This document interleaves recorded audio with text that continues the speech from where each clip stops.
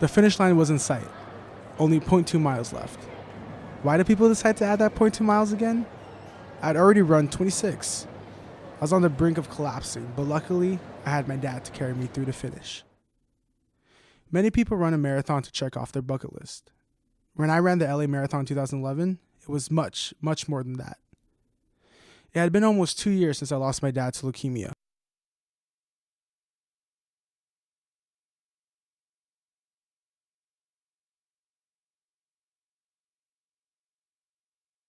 When I decided to join Team in Training, a training group with the Leukemia and Lymphoma Society, a charity catered to finding a cure for blood cancers. All TNT teammates would race in honor of survivors and victims of leukemia and lymphoma while fundraising. I officially registered. My marathon journey had begun. Every Saturday morning, no matter how hungover I was from Friday night's antics, I woke up at 6 a.m. to run with my fellow teammates.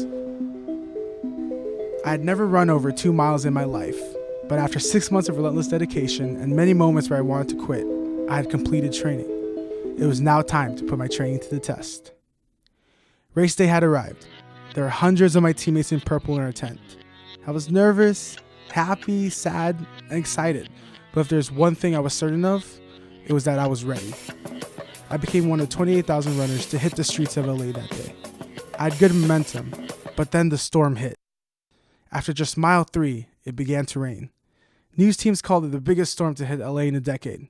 I called it just my luck. As each mile went on, the rain poured harder and the pain grew stronger. There were times where I thought I couldn't go on, but then I remembered my dad. I remembered his beautiful smile and his charismatic energy, but I also remembered what took him away. I remembered that I was running to help find a cure so no more people would go through the pain my family went through. The last mile of the race was along the Pacific Ocean. Tears started to trickle down my cheek, partly because I was close to my finish, but mostly because I felt my dad running by my side.